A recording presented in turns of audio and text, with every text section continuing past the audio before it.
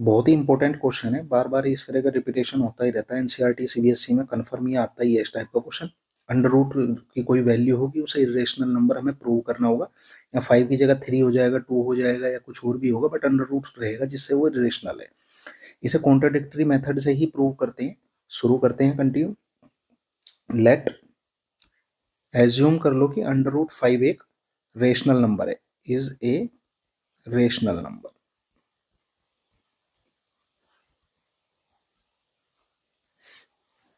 अगर under root 5 एक rational number है तो उसकी जो फॉर्म होगी वो पी बाई क्यू के रूप में होगी। रेशनल नंबर की यही फॉर्म होती है, जैसा हमने एज्यूम किया है उसी हिसाब से इसे कंटिन्यू करते हैं। तो इसके लिए यहाँ पे दो कंडीशन लागू हो गई हैं, जैसे हमने इसे रेशनल नंबर काउंट किया है। पहली कंडीशन क्या है कि पी और क्यू, पी एंड क्यू को प्राइम्स हैं। को प्राइम का मतलब कि इनका कोई भी कॉमन फैक्टर नहीं है। ठीक है, इन दोनों का कोई कॉमन फैक्टर नहीं है। प्राइम को प्राइम का मतलब होता है कि जैसे मेरे पास कोई वैल्यू है 3/5, इनका कोई भी कॉमन फैक्टर नहीं है। अगर मैं यहाँ लिख दूं 4/8, ये को प्राइम नहीं है क्योंकि इनका कॉमन फैक्टर 2 है। 2 से ये भी डिवाइड हो जाएगा, ये भी डिवाइड हो जाएगा, फिर ये डिवाइड हो जाएगा। अब ये 1 और 4 को प्राइम है, तो ऐसी वैल्यू जिनका कोई भी फैक्टर ना हो। तो पहला तो को प्राइम है और दूसरा ये इंटीजर है। ठीक है, अभी आगे से कंटिन्यू करते हैं। इसका स्क्वायर कर लो बोथ साइड का, दोनों साइड में हम स्क्वायर करेंगे। तो स्क्वायर करते ही लेफ्ट साइड में हमारा हो गया 5, अंडर रूट हट गया, और इधर हो गया P square by Q square. या मैं इसे ऐसे लिख सकता हूँ 5q² बराबर पी स्क्वायर। ये हो गया इक्वेशन नंबर 1। या इसे थोड़ा सा हम आगे और एक्सपेंड करेंगे तो ये हो गया पी स्क्वायर बाई 5। अब मुझे दिख रहा है कि पी स्क्वायर को हम 5 से डिवाइड कर सकते हैं, तो मैं इसे लिखूंगा। यहाँ पे एक स्टेटमेंट देनी है मुझे, जो मुझे दिख रहा है वही लिखना है कि P square is divisible by 5। अगर पी स्क्वायर 5 से डिवाइड हो रहा है तो पी भी 5 से डिवाइड होगा। सिंपल सी बात है भाई, पी स्क्वायर का मतलब है पी इंटू पी। अगर वो पी 5 से हो रहा तो ये पी भी 5 से डिवाइड होगा, यानी कि दोनों डिविजिबल है 5 से। अभी नाउ ये जो हमने तीसरी स्टेटमेंट दी है, इसी से ही सारा इंपॉर्टेंस इस क्वेश्चन की सॉल्व होती है। इसी स्टेटमेंट के अनुसार मेरा जो p बाई 5 है, भाई यहाँ पे मैंने बोला है कि p को भी 5 डिवाइड करेगा, तो मैं कह सकता हूँ कि p को 5 डिवाइड करेगा। जब मैंने स्टेटमेंट लिखी है यहाँ पे, तो जब वो डिवाइड करेगा तो कोई ना कोई तो कांस्टेंट आएगा, उसका कुछ ना कुछ तो आंसर आएगा। वो मान लिया हमने k है, जो हमारा यहाँ से डिवाइड होकर आंसर आ रहा है। तो कुल मिला के हमारे पास आ गया p बराबर 5k। फिर दोबारा स्क्वायर कर लो बोथ साइड का, स्क्वायर किया हमने तो हमारे पास वैल्यू आई स्क्वायर ऑन बोथ साइड। समझ के करोगे तो ज़्यादा बेटर है, रटने से बढ़िया रहेगा। ये हो गया P square is equal to 25 के के स्क्वायर। अगर ये दोबारा समझ लो कि ये के कहाँ से आया, ये के का मतलब है कि अगर आप पी बाई 5 को रिप्लाई कर रहे हो, मतलब पी बाई 5 को डिवाइड कर रहे हो आप, तो कुछ ना कुछ तो आंसर आएगा ही। मान लो कि हमारा पी 25 था, तो पी को जब हमने 25 को 5 से डिवाइड किया तो 5 आ गया। जो ये 5 आया या 35 था, 7 आ गया। जब ये 7 आया, ये 7 हमारा के है, एक कॉन्स्टेंट है, वही मैंने के मान लिया है यहाँ पे। तो दोनों का स्क्वायर किया बोथ साइड, तो P square is equal to 25 के स्क्वायर आ गया हमारा। अब पी स्क्वायर की वैल्यू जो मैंने यहाँ पे इक्वेशन नंबर 1 में यहाँ पे पुट माननी थी, उसे वहां पुट कर दो।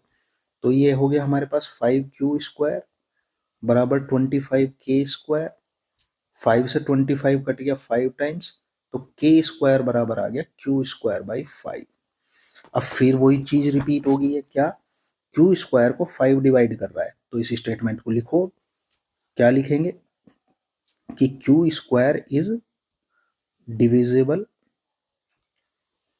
बाई 5। भाई क्यू स्क्वायर 5 से डिवाइड हो रहा है, तो वो क्यू को भी डिवाइड करेगा। अब हमने यहाँ एक चीज नोटिस करी कि 5 क्यू को भी डिवाइड कर रहा है और 5 पी को भी डिवाइड कर रहा है यहाँ पे।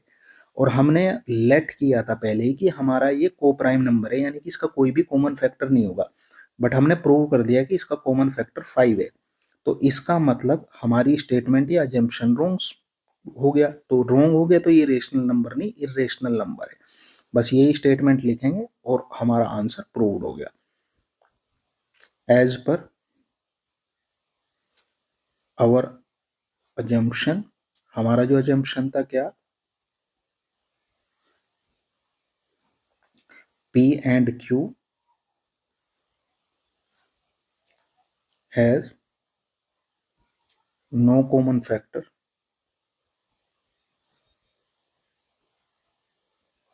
but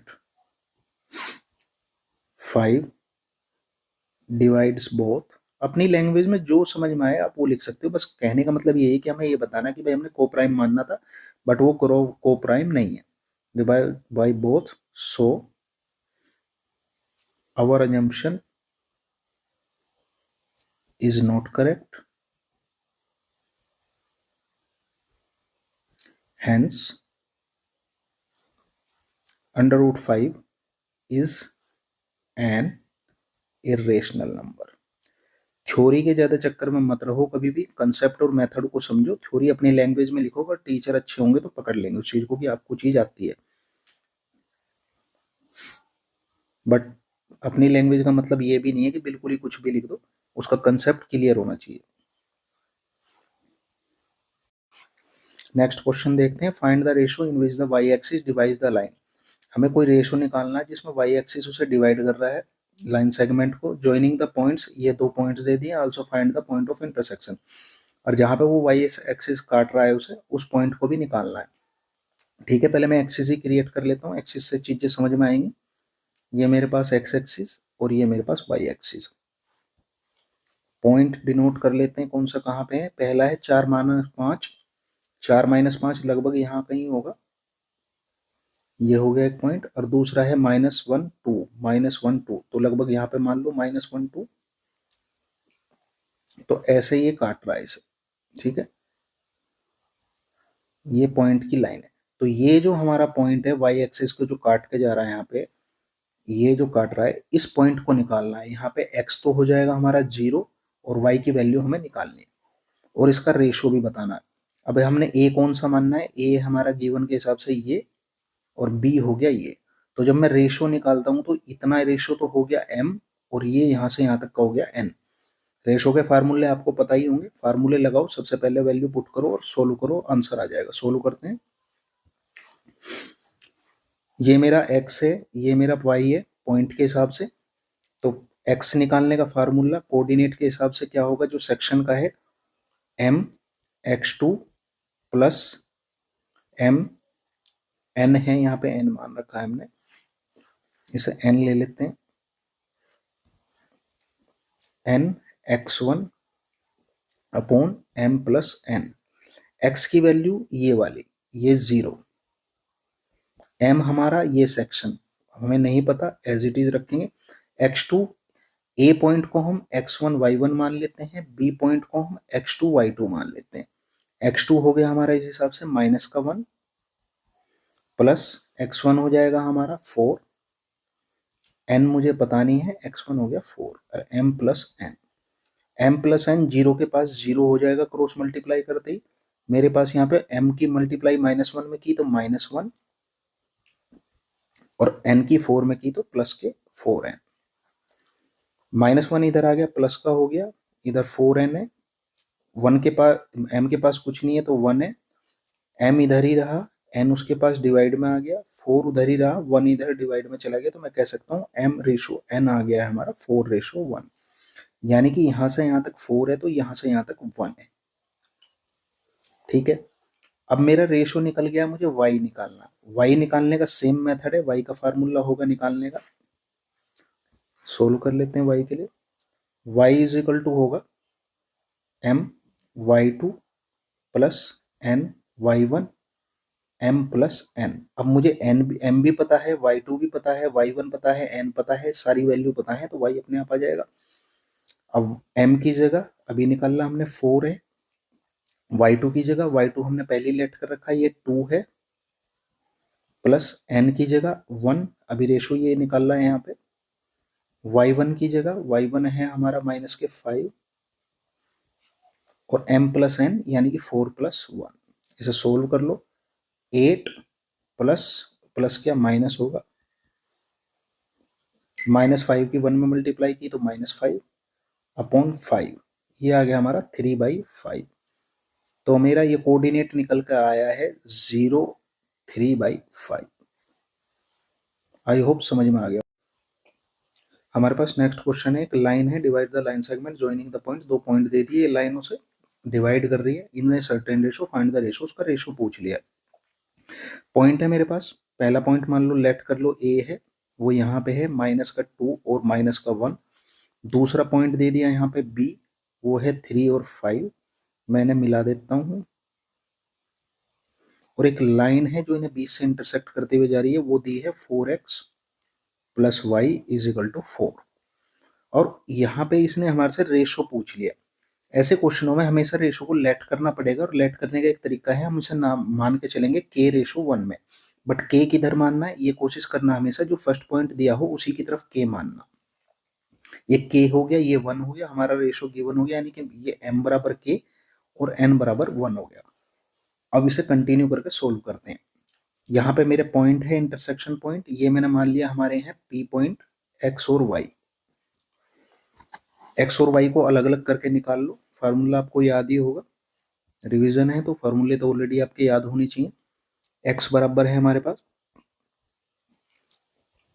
mx2 + nx1 upon m + n, और y बराबर होगा हमारा my2 + ny1 upon m + n। Solve कर लो। m की जगह हमने क्या मान रखा है, k। x2 हमारा कौन सा होगा, अगर ये k इधर मानना है तो ये हमेशा x1 y1 और ये x2 y2। तो हमारा x2 हो गया 3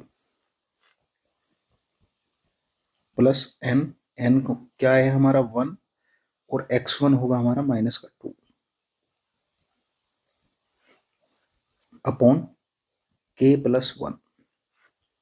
तो ये वैल्यू आ गई कुल मिला के 3k -2 अपॉन k + 1। ये आया है x के बराबर। अब y को भी सोल्व कर लो। y का क्या होगा, m की जगह हमारा k है, और y2 है हमारा 5 प्लस n की जगह हमारा 1, y1 की जगह हमारा, ये हमने लेट किया था -1, लेट नहीं मतलब था बस उस पॉइंट को डिनोट किया था उससे, k + 1, और वैल्यू निकल के आई हमारी 5k -1 अपॉन k + 1। ये मेरा x और ये मेरा y निकल के यहाँ पे आया है। अभी हमें एक चीज पता है कि ये लाइन इसके साथ यहाँ इंटरसेक्ट कर रही है। जब दो लाइनें इंटरसेक्ट करती हैं तो इसका मतलब वो पॉइंट जो इंटरसेक्शन पॉइंट होगा दोनों लाइनों को सेटिस्फाई करेगा। अब मेरे लाइन की इक्वेशन दी है, पॉइंट उस पे है, ऊपर मौजूद है, तो उसे सेटिस्फाई करेगा। इट मीन्स इसमें x और y की वैल्यू में इसमें पुट कर दो, जो आई मेरी वो इसे सेटिस्फाई करेगी, वहां से ही मुझे सोल्यूशन मिलेगा।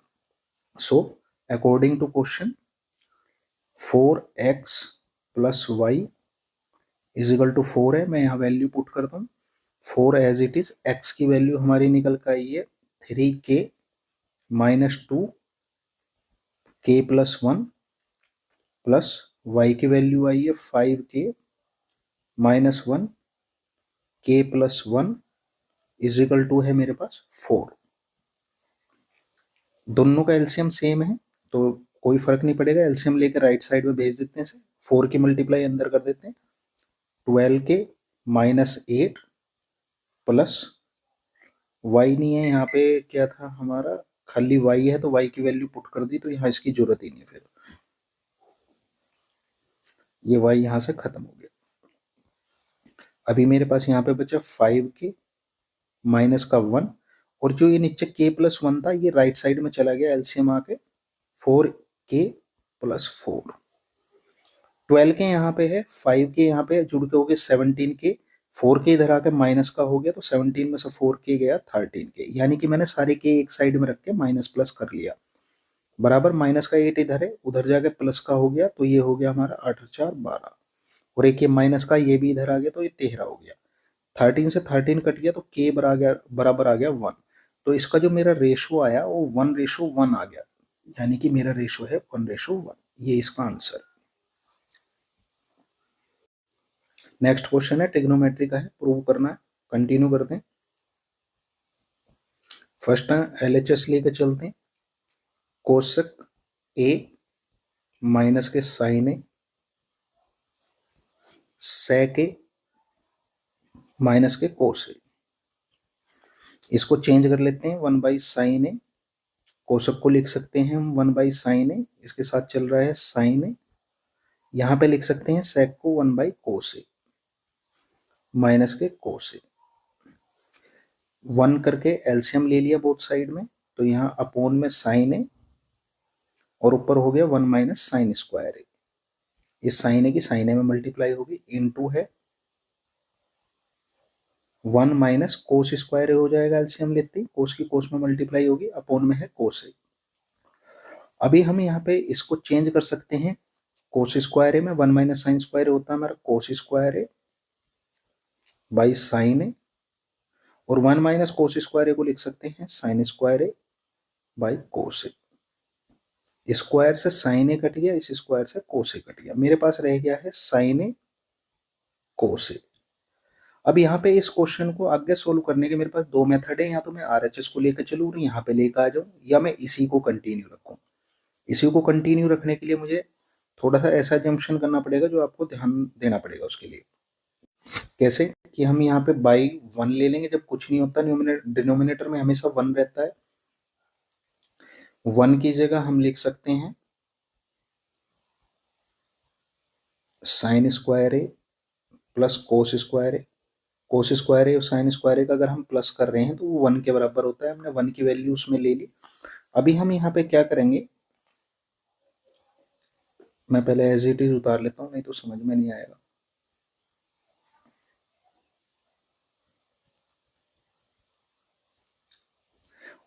इसके भी बाई में 1 लेंगे यहाँ पे, या आप ये समझ लो कि मैं इसको न्यूमिनेटर से उठा के डिनोमिनेटर के भी नीचे लेकर आ रहा हूँ। कैसे, 1 साइन स्क्वायर ए प्लस कोस स्क्वायर ए और उसके डिवाइड में साइन ए कोस ए। साइन ए कोस ए जब वहां गया होगा तो कभी यहां भी रहा होगा, यानी कि यहां से हम चाहें तो यहां ले जा सकते हैं, बात एक ही है। अब इसे ब्रेक कर दो, एलसीएम को ब्रेक कर रहा हूं, साइन स्क्वायर के अपोन में sine A cos A plus cos square A upon sine A cos A. Sine square से साइन ए कट गया, स्क्वायर से कोस ए कट गया, मेरे पास रह गया डिवाइड में sine A by cos A plus cos A by sine A. तो ये आ गया मेरा जो मुझे प्रूव करना था, वही tan A plus cot A. अब ये तो है थोड़ा टिपिकल, बट अगर आप इसे अच्छी तरह सोल्व करना चाहते हैं तो जो यहाँ पे आप आगे थे इस जगह पे, इसे यहाँ पे ही होल्ड कर लें और यहाँ से फिर सीधा RHS ले लें। इतना करने की जरूरत नहीं है, इसे यहाँ पे होल्ड कर लें, साइन ए कोस ए, ये 1 एज्यूम करके इस तरह ना चलें। आप अगर यहाँ पे RHS लेंगे तो RHS है हमारी 1/tan A plus cot A. इनकी वैल्यू खोल लें, tan ए को लिख सकते हैं sign A upon cos A plus cos A upon sine A. LCM लिया दोनों में तो नीचे हो गया हमारा साइन स्क्वायर ए प्लस कोस स्क्वायर ए और अपॉन में है साइन ए कोस ए। साइन ए कोस ए ऊपर चला गया यहाँ पे, तो ये हो गया साइन ए कोस ए, और साइन स्क्वायर ए प्लस कोस स्क्वायर ए सभी को पता है उसकी वैल्यू होती है 1, और यही मेरी LHS है। तो यहाँ पे LHS बराबर होगी RHS। ये बेस्ट मेथड है करने का, पर मर्जी आपकी, आप कैसे ही कर सकते हैं। नेक्स्ट क्वेश्चन है हमारे पास, in the given figure PA and PB are tangent to a circle centred at O, prove that OP bisects angle APB, OP is the right bisector of AB। हमारे पास एक सर्किल दे दिया, उस पर दो tangent हैं AP एंड PB, और उसके बाद हमें इसने प्रूव करने के लिए कहा है, इसका सेंटर दिया O, प्रूव करने के लिए कहा कि जो OP है, OP ये वाली बीच वाली लाइन, ये जो OP है बाइसेक्ट करती है एंगल APB को, ये वाली लाइन इस एंगल को बाइसेक्ट करती है, इस वाले को। एक सेकेंड, इस एंगल को ये बाइसेक्ट करती है। इट मीन्स ये एक्स है तो ये भी एक्स होना चाहिए, हमें ये प्रूव करना। तो कर देंगे, कोई इशू नहीं। टेंजेंट थ्योरी का इसमें हेल्प लेंगे हम। टेंजेंट थ्योरी क्या बोलती है कि किसी भी सेम पॉइंट से एक ही सर्किल पे अगर हमने दो कहीं भी टेंजेंट डाले हुए हैं तो हमेशा इक्वल होंगे, यानी कि ये इसके बराबर है। इट मीन्स हम लिख सकते हैं कि ए पी बराबर, सॉल्यूशन लेते हैं हम, यहाँ पे लिख सकते हैं कि ए पी बराबर है किसके, बी पी के। किस उससे, टेंजेंट हैं दोनों के दोनों, कहाँ से, सेम पॉइंट से। सर्किल के टेंजेंट हैं, सेम पॉइंट्स हैं, इसलिए दोनों के दोनों इक्वल होंगे, पहली चीज़। दूसरा, हमारे पास ओ ए बराबर है ओ बी के। ओ ए ओ बी कौन सी है हमारी, ओ ए ये है, ओ बी ये है, दोनों बराबर हैं। क्यों बराबर हैं, क्योंकि दोनों रेडियस हैं, दोनों इस सर्किल की रेडी हैं, ठीक है। और हमारे पास और जो लास्ट में बचा ओ पी, ओ पी हमारा दोनों में कॉमन है।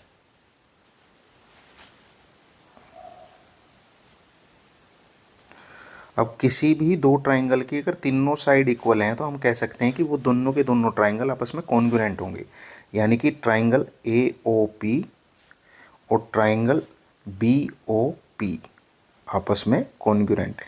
जब वो दोनों कॉन्ग्रुएंट है तो उनके ये दोनों एंगल भी आपस में बराबर होंगे, ये वाले। तो हम लिख सकते हैं यहाँ पे इसी थ्योरी से कि एंगल ए पी ओ और एंगल बराबर होगा बी पी ओ के, ठीक है। अगर ये दोनों आपस में इक्वल हैं तो हम कह सकते हैं यहाँ पे इसी थ्योरी से, जब हमने ये प्रूव किया कॉन्ग्रुएंसी के हिसाब से, तो इसलिए ओपी बाइसेक्ट करेगा एंगल ए पी बी को। तो फर्स्ट चीज़ तो हमारी प्रूव होगी। सिंपल सी बात है कि दोनों एंगल बराबर हैं। यहाँ पे अगर हम कह रहे हैं कि ये एक्स है और ये भी एक्स है एज पर कॉन्ग्रुएंसी, तो ऑटोमेटिक ये लाइन उसे बीच में बाइसेक्ट कर रही है। ये हमने यहाँ पे प्रूव कर दिया। नेक्स्ट थ्योरी देखते हैं, नेक्स्ट क्या है इसमें हमारे पास। नेक्स्ट हमें प्रूव करना है इसमें, OP is the right bisector of AB. OP is the right bisector of AB. जो OP है, ये लाइन है, ये इस सर्किल की कोड AB को बाइसेक्ट कर रही है 90 डिग्री पे। नहीं, 90 डिग्री नहीं, एक्चुअली बस बाइसेक्ट कर रही है। हमें बाइसेक्ट इसे प्रूव करना, कोई इशू नहीं है, कर सकते हैं, बड़े आराम से प्रूव हो जाएगा। बट इसमें भी हमें वही चीज़ प्रूव करना कि अगर मुझे ये दोनों लाइन बाइसेक्ट दिखानी है तो मैं इन दोनों लाइन को इक्वल दिखा दूंगा, कि अगर ये पूरी लाइन यहाँ से यहाँ तक एक्स है तो ये लाइन भी यहाँ से यहाँ तक एक्स है। उससे क्या है कि अगर दोनों इक्वल हैं तो ये बीच वाली लाइन है ना बाइसेक्ट कर रही है, प्रूव हो जाएगा। उसके लिए मुझे ये छोटे दोनों ट्राइंगल आपस में कॉन्ग्रुएंट प्रूव करने पड़ेंगे, वही एक ईजी तरीका है। तो ठीक है, प्रूव करते हैं। मैं थ्योरी क्या लूँगा यहाँ पे प्रूव करने की, दो साइड लूँगा और एक एंगल लूँगा। दोबारा सुन लीजिए प्लीज़, दो साइड और एक एंगल। अभी हमने ऑलरेडी ये एंगल इस एंगल के इक्वल प्रूव किया है। कैसे प्रूव किया, क्योंकि ये दोनों ट्राइंगल हमारे जो थे अभी कॉन्ग्रुएंट प्रूव किए हैं, कॉन्ग्रुएंट प्रूव किए तो ये एंगल इसके बराबर है। तो उसी कंसेप्ट से हम लिखना शुरू करेंगे यहाँ पे। सबसे पहले दो साइड ओ ए बराबर है ओ बी के, और ये किसके लिए कर रहे हैं हम, for triangle A O Q. ये जो हम अभी कार्रवाई करेंगे ये किसके लिए करेंगे, ट्राइंगल ए ओ क्यू के लिए, और and triangle B O Q के लिए। जो भी हम यहाँ स्टेटमेंट लिख रहे हैं इन दो ट्राइंगल के लिए लिख रहे हैं। क्या क्या लिख रहे हैं, ओ ए बराबर है ओ बी के, क्योंकि रेडियस हैं दोनों की दोनों। फिर हमारा ओ क्यू दोनों में कॉमन है, और लास्ट में अभी हमने यहाँ पे ए ओ क्यू और बी ओ क्यू को इक्वल दिखाना है। ए ओ क्यू एंगल बराबर है हमारा एंगल बी ओ क्यू। किस वजह से है, क्योंकि हमारे ये जो प्रीवियस ट्राइंगल्स थे ये दोनों टेंजेंट हैं, टेंजेंट नहीं सॉरी कॉन्ग्रुएंट हैं। Both angles are same as per congruency. Congruency के उससे सेम थे हमारे, हमने ऑलरेडी कॉन्ग्रुएंट के पिछले उसमें ट्राइंगल प्रूव कर दिए थे, तो ये एंगल हमारा बराबर हो गया। अब जब हमारी दो साइड और एक उनके बीच का एंगल बराबर है तो ये हमारा रूल लगता है साइड एंगल साइड का। तो उससे ये दोनों ट्राइंगल हमारे कॉन्ग्रुएंट प्रूव हो जाते हैं। कौन कौन से? ट्राइंगल ए ओ क्यू और triangle B O Q. B O Q, ये दोनों ट्राइंगल कॉन्ग्रुएंट है। अगर ये दोनों ट्राइंगल कॉन्ग्रुएंट हैं तो इनकी ये जो बची हुई साइड है ये भी इक्वल होगी, ए क्यू बराबर होगी बी क्यू के। इसलिए ए क्यू बराबर है बी क्यू के। हैंस हम यहाँ पे क्या कह सकते हैं अगर ए क्यू बराबर है बी क्यू के की? ओ पी बाइसेक्टर है किसका? ए बी का। O P is bisector of A B. ठीक है, ये हम यहाँ लिख सकते हैं। यही हमें प्रूव करना था। आई होप समझ में आया होगा। नेक्स्ट जो क्वेश्चन है बहुत ही अच्छा क्वेश्चन है, दूसरे तीसरे साल ये रिपीट होता रहता है। इसने कहा कि कोई एक हमारे पास सर्कल है, एक किसी पॉइंट से आउटर स्पेस से हमने उस पर दो टेंजेंट डाल लें, एक ए बी हो गया एक ए सी हो गया, और ये दोनों आपस में इक्वल हैं। ये प्रूव करना है कि ये दोनों आपस में इक्वल हैं, ये प्रूव करो। बहुत ही सिंपल है प्रूव करना। इसे हम दो तरीके से प्रूव कर सकते हैं, एक तो कॉन्करेंसी से, एक पाइथागोरस थ्योरम से। पहले मैं इस लाइन को यहाँ से यहाँ मिला देता हूँ एक बार। ये मेरी जो बीच का इनका डिवीज़न करती है उसको मिला दिया मैंने। अभी यहाँ पे हमें एक पता है टेंजेंट थ्योरी से कि टेंजेंट हमेशा रेडियस पे 90 डिग्री डालता है। तो ये सबसे पहले तो आप ये लिख लो कि सॉल्यूशन हमारा जो एंगल बी है वो इक्वल है एंगल सी के। क्यों? वो 90 डिग्री है। टेंजेंट परपेंडिकुलर होता है किस पे? सेंटर पे, इसलिए 90 डिग्री है। टेंजेंट हमेशा परपेंडिकुलर होता है सेंटर पे। टेंजेंट पॉइंट जो टच करता है, टेंजेंट पॉइंट लिख लो यहाँ पे एक्चुअली, टेंजेंट पॉइंट जो होता है वो हमेशा सेंटर पे परपेंडिकुलर होता है, पहली चीज़। दूसरी, अगर मैं इसे सेंटर ओ मान लूँ तो ओ ए दोनों हमारा में कॉमन है,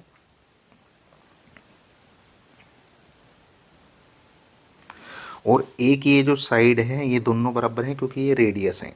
ओ बी बराबर है हमारे किसके? ओ सी के। क्यों है? क्योंकि ये सर्किल की रेडियस है। अब क्या मैं इन दोनों ट्राइंगल को आपस में कॉन्ग्रुएंट लिख सकता हूँ? ये जो ट्राइंगल है और ये जो ट्राइंगल है, क्या मैं इन्हें कॉन्ग्रुएंट लिख सकता हूँ? अभी नहीं लिख सकता।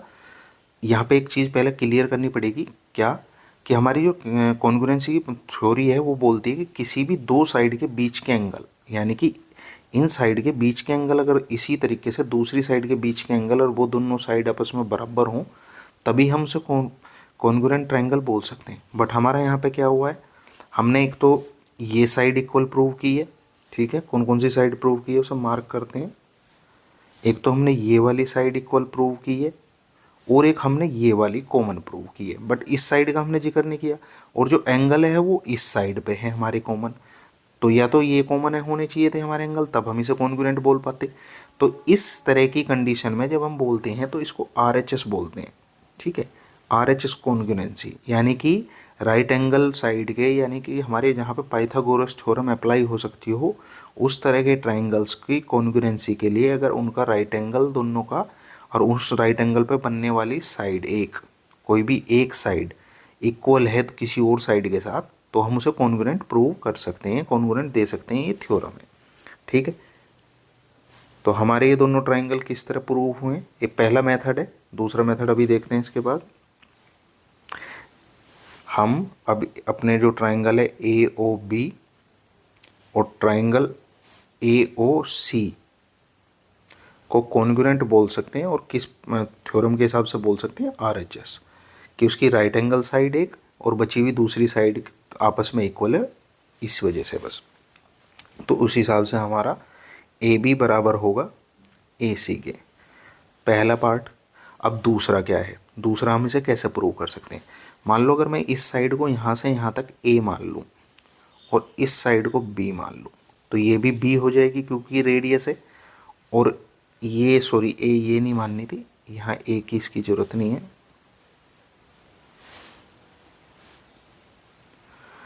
इसे A मानना है, ये कॉमन साइड है, इसे मैंने A मान लिया। ठीक है, अब ध्यान से देखना, ये मेरा 90 डिग्री है। 90 डिग्री के सामने वाली साइड हमेशा हाइपोटेनियस होती है, यानी कि दोनों के लिए हाइपोटेनियस हमारी OA है। यानी कि ये सेकंड केस है। अब यहाँ पे लिख सकते हैं कि हम फॉर बोथ ट्राइंगल्स हाइपोटेनियस किसके बराबर है, ए के बराबर। ठीक है, उनके बेस किसके हैं, ये परपेंडिकुलर मान लो, यहाँ पे अगर 90 डिग्री है तो ये परपेंडिकुलर काउंट होगा, तो दोनों का परपेंडिकुलर किसके बराबर है, बी के। तो अगर जब दोनों का हाइपोटेनियस सेम है, परपेंडिकुलर सेम है, तो ऑटोमेटिक सी बात है उनका बेस भी सेम ही आएगा, चाहे कुछ भी आए, इनका स्क्वायर करके माइनस करके चाहे कुछ भी। ये क्लियर है कि किसी भी राइट एंगल, दो राइट एंगल अगर मेरे पास ट्राइंगल हैं इस तरह के, अगर उनका हाइपोटेनियस यानी कि ए, ये भी ए है, और उनका परपेंडिकुलर भी बी है, तो ऑटोमेटिक जो उनका बेस है, चाहे वो एक्स आए वाई आए कुछ भी आए, पर दोनों का सेम आएगा, क्योंकि थ्योरी बोलती है कि जब हम इसमें से इसको स्क्वायर करके माइनस करेंगे तो दोनों का इसे निकालने के लिए यहाँ पे भी एक्स स्क्वायर हमारा क्या क्रिएट होगा, ए स्क्वायर माइनस बी स्क्वायर, और यहाँ पे भी एक्स स्क्वायर क्या क्रिएट होगा जब पाइथागोरस थ्योरम लगाएंगे, A square minus B square. It means दोनों का एक्स सेम आएगा। तो हम यहाँ पे पाइथागोरस थ्योरम से भी कह सकते हैं कि ये साइड इस साइड के इक्वल है। मर्जी आपकी है कैसे ही प्रूव कर दो। नेक्स्ट क्वेश्चन है, the sum of a 2 digit number and the number obtained by the reversing the order of its digits is 99 if 10th digit is 3 more than the units digit, find the number. अभी यहाँ पे क्या है कि सबसे पहले एक word दिया है इसने 2 डिजिट नंबर। अब हमें ये पता होना चाहिए कि 2 डिजिट नंबर की स्टैंडर्ड फॉर्म क्या होती है।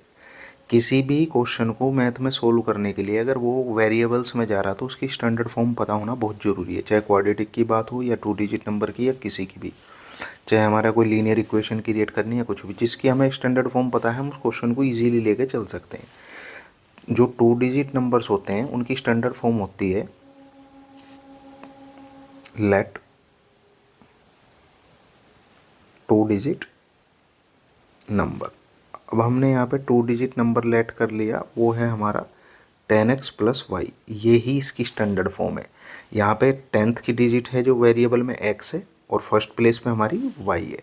अभी इसने यहाँ पे कहा कि अगर उसके बाद the number obtained by the reversing order, अगर हम इसके रिवर्स कर दें ऑर्डर, यानी कि जहाँ y है वहाँ x कर दें, जहाँ x है वहाँ y कर दें, तो इन दोनों का जो सम है वो 99 के बराबर होगा। यानी कि जो मेरे पास 2 डिजिट नंबर मैंने वैल्यू माननी है 10x प्लस वाई, अगर इसके जो वेरिएबल्स हैं इनका ऑर्डर में रिवर्स कर दूं, यानी कि x की जगह y कर दूं और y की जगह x, तो उन दोनों का फिर जब मैं सम करूंगा तो वो 99 के बराबर होगा।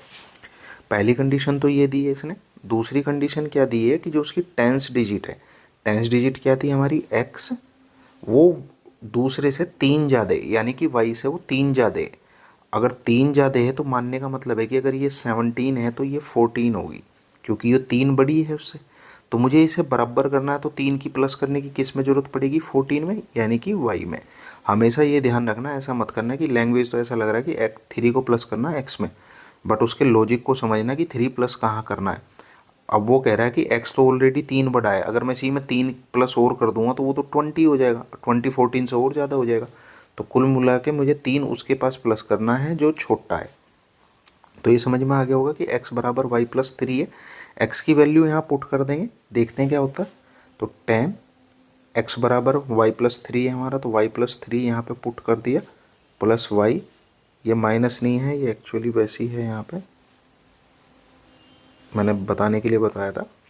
तो ये प्लस 10 वाई और x की जगह x plus 3 is equal to 99। 10 की y में मल्टीप्लाई की तो 10 वाई, और 10 की 3 में की तो 30, प्लस के y है, प्लस 10 वाई, चलो 2 मिनट ऐसे ही लिख लो अभी, तो x प्लस 3। अब y को y में प्लस कर दो, x को x में प्लस कर देंगे, अगर होगा तो कहीं देखते हैं। ये x प्लस कहाँ से लिख दिया मैंने, x की जगह y प्लस 3 लिखना था ये मुझे ना, यहाँ पे मुझे y प्लस 3 लिखना है। सारे y में हो गए वेरिएबल, तो 10y को y में प्लस किया तो 11y, या और यहाँ फिर 10y है और फिर एक y है तो ये भी 11y। 30 को 3 में प्लस किया तो 33 इज इक्वल टू 99 है। 11 और 11 हो गया हमारा 22y, 33 इधर आकर माइनस हो गया 99 के पास, तो मेरे पास बचा 22y इज इक्वल टू 66। 99 में से 33 माइनस हो गया, 22 से 66 डिवाइड हो गया 3 टाइम्स। तो मेरे पास जो y की वैल्यू आई वो 3 आई। अब हम x की वैल्यू भी निकाल लेंगे, वो कहाँ से निकलेगी, इससे। अगर ये मेरी इक्वेशन नंबर 1 है तो यहाँ पे मैं वैल्यू पुट कर दूंगा y की वैल्यू पुट करने के बाद हो जाएगा, y की जगह जब हमने 3 रखा, 3 + 3 तो x बराबर आ गया 6। अब y की वैल्यू भी आ गई है, x की वैल्यू भी आ गई है, तो हम डिजिट निकाल सकते हैं। नाउ डिजिट क्या बनेगी हमारी, डिजिट होगी 10x + y है तो 10 x की जगह 6 और प्लस y की जगह 3, तो ये होगी 63। यही हमारा आंसर। नेक्स्ट क्वेश्चन है हमारे पास, Amita buys some books for ₹1920। Amita ने कुछ बुक खरीदी, उनकी टोटल कीमत है 1920 रुपये। If she had board 4 more books, अगर उसने 4 बुक और खरीद ली फॉर द सेम अमाउंट, इसी अमाउंट में, each book would cost her 24 less. 4 book और खरीदते ही उसे प्रत्येक बुक पे 24 रुपये का लेस मिलेगा। How many books did she by, उसने टोटल कितनी बुक खरीदी। What was the initial price of book, और उसका इनिशियल प्राइस क्या था प्रत्येक बुक का। ठीक है, इसे सोल्व करते हैं। सोल्व करने के ये एल्जेब्रिक मेथड के क्वेश्चन है, सोल्व करते हैं ना। वैसे तो इक्वेशन वाइज हैं, क्वाड्रेटिक इक्वेशन भी बोल सकते हो आप इसे। सोल्व करने के लिए हमारे पास जो जो उसने हिंट दिए उसे लेकर चलते हैं। हमारे पास है सबसे पहले कि कुछ उसने अमिता ने बुक खरीदी है, उनकी टोटल कीमत 1920 रुपये। तो सबसे पहले तो हम बुक को मान लेते हैं। लेट बुक की जो हमारी क्वांटिटी है वो होगी x, और उनकी ईच बुक कॉस्ट होगी हमारी y। तो उस हिसाब से हमारे पास जो उसने कंडीशन दी है कि अगर मैं प्रत्येक बुक को उसकी कॉस्ट में मल्टीप्लाई कर दूं तो 1920 के बराबर आना चाहिए। या मैं कह सकता हूं कि y बराबर आ गया 1920/x। ये इक्वेशन बनेगी मेरी 1। अब दोबारा उसने फिर क्या कहा उसमें, अकॉर्डिंग टू क्वेश्चन उसने कहा कि अगर प्रत्येक बुक पे उसने 4 बुक ज़्यादा खरीद ली, अगर नाउ न्यू बुक क्वांटिटी क्या है हमारी, न्यू बुक क्वांटिटी 4 बुक ज़्यादा खरीदी हैं तो पहले x थी, 4 उसमें जोड़ दी, और तो प्रत्येक की कॉस्ट भी बदल गई। कॉस्ट क्या हो जाएगी, ईच कॉस्ट हमारी पहले y थी पर उसे 24 रुपये का लेस मिल रहा है अभी, तो y - 24, और अमाउंट सेम रहेगा। तो इसका मतलब अगर मैं इन दोनों को मल्टीप्लाई करूं तो मेरा अमाउंट 920 ही है। अब यहाँ पे मेरे पास एक सिचुएशन बन गई है, इसमें से मैं y की वैल्यू यहाँ पुट करूँगा, x में रह जाएगा, x सोल्व होकर आ जाएगा। तो x + 4 तो एज इट इज़, y की जगह मैंने लिख दिया ऊपर से 920/x, यहाँ से पुट किया मैंने y, माइनस के 24 है इजिकल टू 920 है। एलसीएम ले लो, ये हो गया हमारे पास x + 4 ब्रैकेट में है 920 और माइनस के 24 x हो जाएगा, क्योंकि हमने यहाँ एलसीएम ले लिया, और बाई में है हमारे पास x, इधर हो गया 920 एज इट इज़। दोनों ब्रैकेट के ऊपर मल्टीप्लाई कर दो और ये x चला जाएगा 920 के पास, तो x की वो 920 में मल्टीप्लाई की तो 920x, और इसी x की 24 में मल्टीप्लाई की तो माइनस के 24x², प्लस के 4 की 920 में किएंगे तो ऐसा ही हो जाएगा 4 920, ये एक ही पूरा का पूरा एक ही है, और 4 की 24 में करेंगे तो माइनस के 96x हो जाएगा, इजिकल टू 1920, और ये x उसके साथ मल्टीप्लाई में हो गया तो x आ गया 1920x। 1920x पॉजिटिव है, 1920x पॉजिटिव है, 1920 दोनों पॉजिटिव थे तो कट गया आपस में। अभी मेरे पास जो बचा उसमें से जो कॉमन आए वो ले लो। इन तीनों में से कॉमन क्या आ रहा है हमारे पास, वैसे तो इन तीनों में से 24 आ जाएगा, पर एकदम देखने में दिक्कत होगी तो पहले 4 को ले लेते हैं। मैंने माइनस का 4 कॉमन ले लिया यहाँ पे, तो अंदर बचा प्लस का 6x²। ये माइनस का हो जाएगा जब बाहर माइनस लिया मैंने कॉमन, तो माइनस के 920, 4 कॉमन आ गया है बाहर, और इसमें से फिर 4 कॉमन ले लिया तो यहाँ पे बचा मेरा प्लस का, प्लस इसलिए लिया क्योंकि माइनस बाहर ऑलरेडी मैं कॉमन ले चुका हूँ। ये हो जाएगा 24x बराबर में 0, क्योंकि वो कट गया उससे, इधर जाकर माइनस का उत्तर माइनस होकर वो बिल्कुल 0 कर दिया उसने। माइनस का 4 है, इधर आके 0 के पास डिवाइड में जाएगा तो 0 हो जाएगा, और जो ये बचा ये बचेगा, इसमें से मैं दोबारा 6 कॉमन ले लिया, तो 6 कॉमन ले लिया, अंदर बचा x², उसके बाद हम x का ही लिखते हैं, तो इसमें से 6 कॉमन लेंगे तो 6 4 जा 4x हो गया। और यहाँ पे हो गया हमारा 1920 में से 6 मैंने कॉमन लिया तो 6 3 जा 18 और 6 2 जा 12 320। और जो 6 है वो 0 के पास आके फिर 0 हो गया। तो मेरे पास जो लास्ट इक्वेशन बची सोल्व करने के लिए क्वाड्रेटिक, वो बची है ये। अब ऐसे टुकड़े होने चाहिए जो मल्टीप्लाई हो गए 320 आ जाए और घट के वापस 4 आ जाए। तो ऐसा हो जाएगा 16 दूनी, ठीक है, 20 और 16। मेरे पास पहला टुकड़ा है जो इसका फैक्टर है 20x है, दूसरा 16x। अगर मैं 20x में से 16x को माइनस करूँगा तो वापस 4x ही आ जाएगा, यानी कि हमने कोई चेंज भी नहीं किया यार, अपने फैक्टर भी कर लिए। इन दोनों में से मेरा x कॉमन आ गया तो अंदर बचा x प्लस 20। इन दोनों में से मेरा 16 कॉमन आ गया माइनस के, तो अंदर बचा x प्लस 20। दो ब्रैकेटें एक जैसे कॉमन ले लो और यहाँ पे x माइनस 16 आपका रिमेन बच गया। अब अगर मैं इस ब्रैकेट के बराबर 0 लूँ तो मेरा x बराबर आता है माइनस के 20, और अगर मैं इस ब्रैकेट को 0 लूँ तो x बराबर आ जाएगा 16। अब यहाँ x क्या है, हमारी बुक की क्वांटिटी है। क्वांटिटी कभी भी नेगेटिव नहीं हो सकती, पॉजिटिव ही रहेगी, तो x की वैल्यू 16 हम प्रीफर करेंगे। अगर x बराबर 16 है तो यहाँ वैल्यू पुट कर लो, y की वैल्यू आ जाएगी। अगर मैं इसी वैल्यू को इक्वेशन 1 में पुट करूँगा तो 920 बाई x की जगह हो गया 16। 16 से इसे डिवाइड करो, 16 1 जा 16, बचा कितना 3 और 3 32, यानी कि 2 और 0, तो यानी कि y बराबर आ गया 120। तो कॉस्ट तो आ गई है 120 और उनकी जो क्वांटिटी आ गई है 16। और कौन सी, ये वाली, ना कि ये नेक्स्ट वाली, ये वाली। ये तो बस हिंट था। आई होप समझ में आ गया होगा। नेक्स्ट जो क्वेश्चन है हमारे पास टाइम स्पीड डिस्टेंस का क्वेश्चन है। A train travel at a certain average speed for a distance of 132 kilometre. कोई ट्रेन है वो एक स्पीड पे 132 किलोमीटर कवर करती है and then travel a distance of 140 kilometre, और उसके बाद 140 किलोमीटर और जाती है, but an average speed of 4 kilometre more than the initial speed. जो पहली स्पीड थी उससे 4 किलोमीटर पर आवर से ज़्यादा। If it takes 4 hours to complete the whole journey. अगर उसे पूरे ये ट्रैवल करने में 132 प्लस 140 4 घंटे लगते हैं, what was the initial average speed. तो उसकी इनिशियल एवरेज स्पीड क्या होगी, और determine the time taken by the train to cover the distance separately. और दोनों टाइम अलग अलग बताने हैं। ऐसे क्वेश्चनों में हमेशा इस तरह का कभी भी कोई क्वेश्चन आए, एक चीज़ हमेशा ध्यान रखना, उसकी जो इक्वेशन है वो टाइम में हमेशा बनाना। कभी तो वो बन जाएगी आपकी इस तरह कि T1 में से T2 माइनस हो जाएगा और यहाँ पे कोई भी एक वेरिएबल आ जाएगा, मान लो 7 आ गया 8 आ गया कुछ भी आ जाए। कभी ऐसा हो जाएगा T2 में से T1 माइनस होगा तो यहाँ पे कभी 2 आ जाएगा, कभी T1 प्लस T2 होगा तो कुछ आ जाएगा। तो इस तरह की ही इक्वेशन बनाना हमेशा टाइम में बहुत ईजीली क्वेश्चन सोल्व हो जाएगा। अलग अलग सेपरेट चक्कर में मत पड़ना किसी भी चीज़ की, ठीक है। आई होप यहाँ तक क्लियर हो गई होंगी चीज़ें। तो अभी इसे सोल्व करते हैं।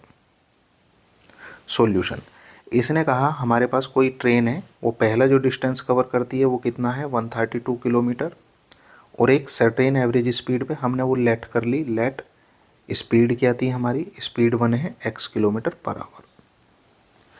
दोबारा फिर वही चीज़, उसने डिस्टेंस 2 कितना कवर किया है 140 किलोमीटर पर आवर, वो फॉर 140, बट जो स्पीड है हमारी स्पीड 2 वो उसने बढ़ा दी थी उस समय, वो x+4 कर दी थी, यानी कि जो नॉर्मल स्पीड से उससे 4 किलोमीटर पर आवर ज़्यादा कर दी थी।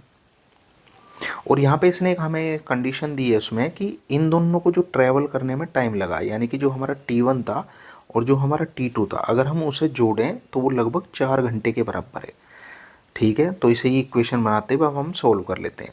T1 क्या है मेरे पास, T1 हो जाएगा D1/S1, यानी कि 132/x, प्लस T2 क्या है D2/S2 हो जाएगा, यानी कि 140/x+4, और बराबर है किसके 4 के।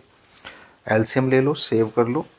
x की मल्टीप्लाई इसमें होगी, यानी कि x² + 4x हो गया, और इसकी मल्टीप्लाई इसमें होगी, यानी कि 132x + 132 की 4 में मल्टीप्लाई करेंगे तो कितना हो गया। नहीं, इससे पहले हम एक काम कर सकते हैं, थोड़ा क्वेश्चन ईजी हो जाएगा, ये ज़्यादा बेटर रहेगा करना।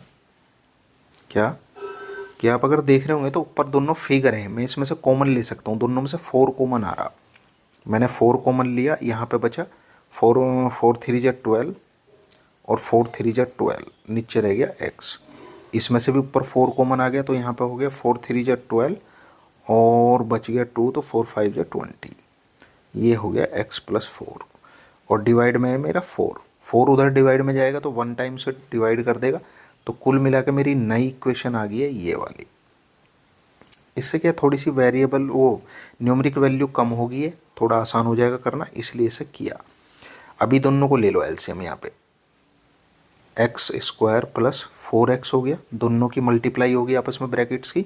अब इस x+4 की मल्टीप्लाई करनी है 33 में, 33x हो जाएगा। जब 33 की x में हुई तो 33x और 33 की 4 में होगी तो 4 3 जा 12 और 4 3 जा 12 यानी कि 132 प्लस x की 35 में हुई है 35x और बराबर में हमारा 1 चल ही रहा है। अब क्रॉस मल्टीप्लाई कर लो, ये हो गया कुल मिला के x²।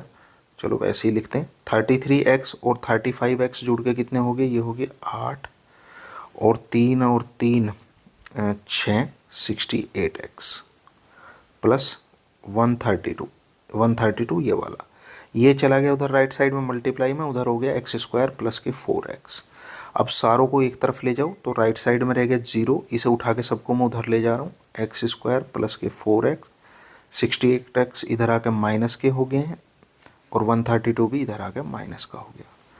मैंने x² ये पूरी मैं लेफ्ट साइड में लिख लेता हूँ, 0 को राइट साइड में लिखूँगा।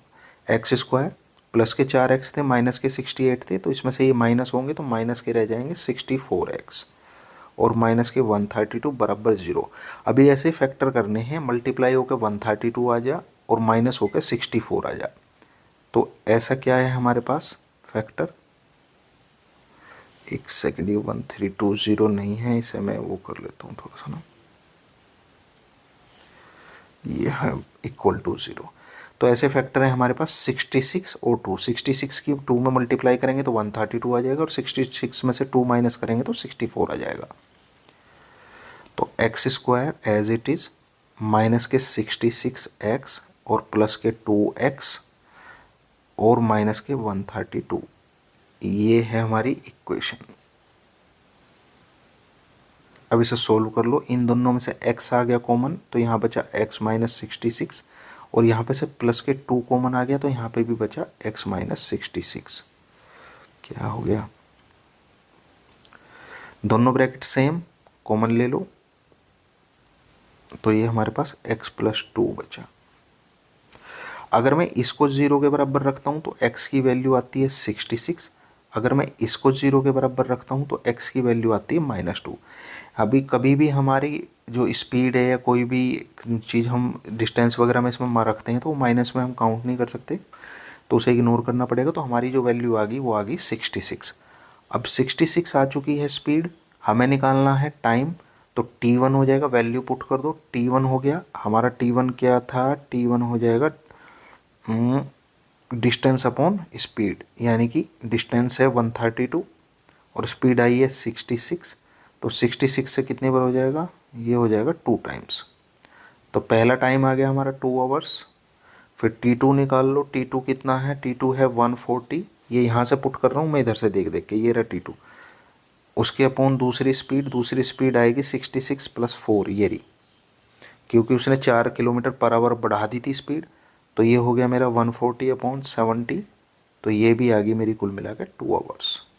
वैसे भी मुझे पता चल गया था कि पहली अगर 2 आवर है तो दोनों जुड़ के 4 आवर हो रही थी, तो 2 आवर्स ही आनी थी, यही आंसर है। अभी हमारे पास जो नेक्स्ट क्वेश्चन है ट्राइंगल के रिलेटेड क्वेश्चन है, ये थ्योरम है, इसे प्रूव करने के लिए देते रहते हैं 1-2 साल छोड़ के, हर साल मतलब इंपॉर्टेंट है काफ़ी, 1 या 2 साल के बीच में रिपीट होती रहती है। इसने कहा कि if a line is drawn parallel to one side of a triangle to intersect the other 2 sides in distinct points, यानी कि अगर कोई हम किसी इस ट्राइंगल में किसी भी साइड के ऊपर एक पैरेलल लाइन डाल लें दूसरे साइड से, तो वो then prove that the other 2 sides are divided in the same ratio. अगर हमने कोई यहाँ से यहाँ पे लाइन डाल ली तो जो उससे रेशो क्रिएट होगा दूसरी लाइनों में वो हमेशा इक्वल होगा, ये इसमें प्रूव करना। पहले इसके कंसेप्ट को समझते हैं, कहना क्या चाह रहा है कि मान लो मैं इनका नाम ले लेता हूँ पहले, तो A, B एंड C। अगर मैंने यहाँ पे एक इस पर पैरेलल लाइन डाल ली है ऐसे, इस लाइन के पैरेलल यहाँ पे, तो ये जो रेशो क्रिएट हुआ, अगर इसके मान लो ये ले लिया D और E, ये जो रेशो क्रिएट हुआ इन दो साइड के बीच में, ये हमेशा इक्वल होगा। कुल मिला के कहना चाह रहा है कि A D upon D B बराबर होगा ए ई अपॉन ई सी के। ठीक है, ये चीज़ ये हमें प्रूव करनी है यहाँ पे, तो प्रूव कर देंगे, कोई इशू नहीं है। बट प्रूव करने से पहले कुछ हमें ड्रॉ करनी पड़ेंगी एक्स्ट्रा चीज़ें हमारे इसके लिए, वो देखते हैं क्या क्या। एक तो देखो इसमें मैं क्या कंसेप्ट रखूँगा, मैं यहाँ पे दो ट्राइंगल तो नीचे बनाऊँगा क्योंकि ये पैरेलल लाइन है। दो ट्राइंगल मुझे नीचे बनाने से क्या हेल्प मिलेगी वो देख लो पहले थोड़ा सा।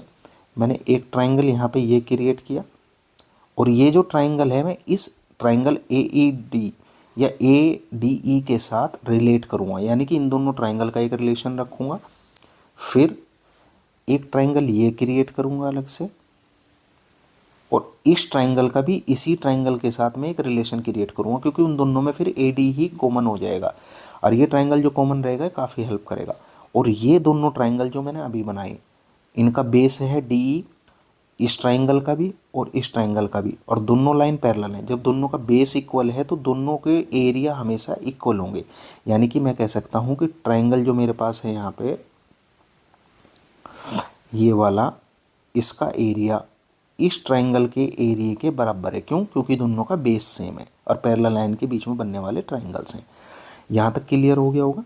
और एरिया निकालने के लिए मैं क्या यूज़ करूँगा, तीनों ट्राइंगल को, मेरे पास तीन ट्राइंगल हो गए, एक ये वाला, एक ये वाला और एक ये वाला। इन तीनों ट्राइंगल के लिए एरिया निकालने के लिए मैं 1/2 बेस इंटू हाइट का यूज़ करूँगा।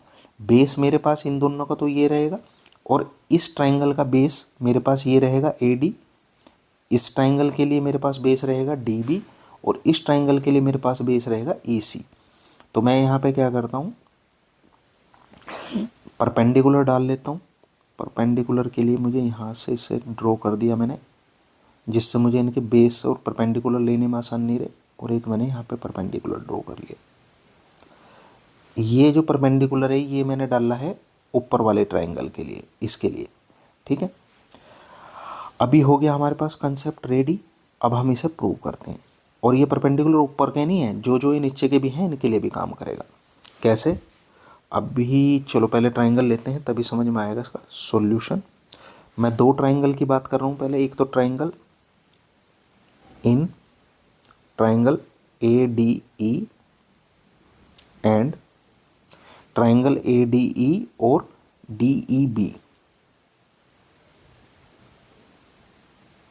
डी ई बी के अंदर एरिया ऑफ ट्राइंगल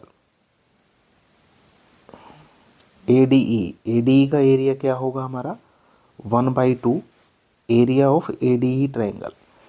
1/2 इसकी जो, इसे भी नाम दे लो यहाँ पे, ये एम हो गया, ये एन हो गया। इसकी जो हाइट है ए डी ई की वो यहाँ पे हम लेंगे एम ई, इंटू इसका बेस लेंगे ये वाला ए डी। इसी तरह area of triangle D E B, इसका एरिया क्या हो जाएगा 1/2 बेस इंटू हाइट। हाइट इसकी एम ई होगी, सेम ट्राइंगल है, इसका परपेंडिकुलर भी यही काम करेगा, तो एम ई, और इसके बेस लेंगे हम यहाँ पे डी बी। मैंने ले लिया, दो इक्वेशन बन गई, एक और दो, इन दोनों को मैंने आपस में डिवाइड कर दिया। डिवाइड करते ही 1/2 से 1/2 कट गया, एम ई से एम ई कट गया, तो यानी कि दो ट्राइंगल के एरिया का रेशो आ गया मेरे पास A D by D B, यानी कि area of A D E triangle और area of triangle D E B का रेशो जो आया मेरे पास निकल के, वो आ गया A D by D B, A D by D B. ठीक है, अभी नेक्स्ट देखते हैं दूसरे ट्राइंगल में। उसमें भी ट्राइंगल ए डी ई तो सेम रखना है, ए डी ई तो सेम रखेंगे। Now in triangles A D ई मैंने ऊपर भी लिया था, यहाँ पे भी लिया है, दोबारा भी ले रहा हूँ ए डी ई, एंड नीचे वाला ट्राइंगल मैं चेंज कर रहा हूँ, अभी कर रहा हूँ ये वाला डी ई सी, ट्राइंगल डी ई सी। सिमिलर, बिल्कुल सिमिलर उसी हिसाब से करेंगे। इनके भी दोनों के एरिया निकाल लेंगे, उन्हें डिवाइड करेंगे, तो हमारे पास कुल मिला के क्या आ जाएगा, एरिया। सिमिलरली लिख देता हूँ मैं, इससे बार बार रिपीट करने की ज़रूरत नहीं है, सेम कंसेप्ट है, उसी तरह काम करेगा एरिया। चलो पहले कर ही लेते हैं, नहीं तो समझ में नहीं आएगा। अब यहाँ पे एरिया लेके चलते हैं, तो इसे थोड़ा सा रब कर लेते हैं।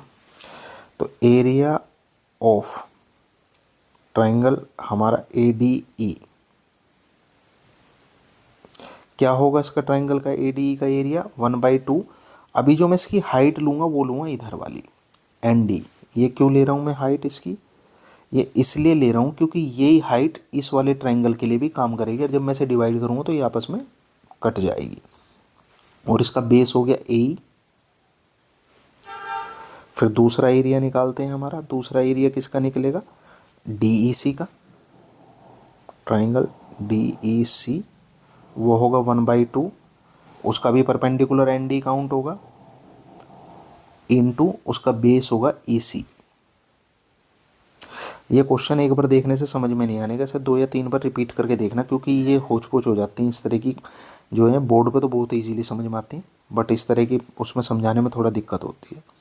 अब यहाँ 1/2 से 1/2 कट गया, डिवाइड करती ND से ND कट गया, तो कुल मिला के मेरे पास क्या आया, एरिया किसका, ट्राइंगल ADE का, और एरिया ट्राइंगल DEC का बराबर है किसके, AE/EC के। अब देख लो मेरे पास एक कंसेप्ट तो ये आ गया निकल कर, एक आ गया था ये, ठीक है, ये 2 आ गए मेरे पास निकल के। अब मुझे इसे इसके बराबर प्रूव करना रखने के लिए, बट मैं इन दोनों एरिया को बराबर कैसे रखूँ, देखो यहाँ पे ADE ऊपर है, यहाँ पे भी AD ऊपर है, बट अगर मैं किसी तरह DEC और DEB को बराबर प्रूव कर दूँ तो ये चीज़ इसके बराबर मैं रख सकता हूँ। अब इसे बराबर कैसे रखेंगे वो देख लो। अब हम यहाँ पे लिख सकते हैं इस चीज़ के लिए क्या, कि जो मेरा ट्राइंगल है DEB, ट्राइंगल DEB और ट्राइंगल DEC दोनों के दोनों सेम बेस पे हैं, हैव सेम बेस, और किसके अंदर है, इन पैरेलल लाइंस। दोनों के सेम बेस हैं और पैरेलल लाइंस में है, सो देयरफॉर उनके ट्राइंगल, उनके एरिया इक्वल होंगे, ठीक है, विल बी इक्वल। ये हमें पता ही है, ये थ्योरी है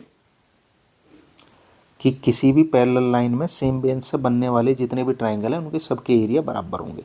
अगर इनका एरिया बराबर है दोनों का, तो हम यहाँ कह सकते हैं कि ये जो एरिया है इस एरिया के बराबर है, इस एरिया के बराबर है, तो हम लिख सकते हैं हैंस, हम यहाँ पे क्या लिख सकते हैं, फिर हम लिख सकते हैं कि ये जो हमारी कंडीशन आई थी ये इसके बराबर, यानी कि AD/DB बराबर होगा AE/EC के।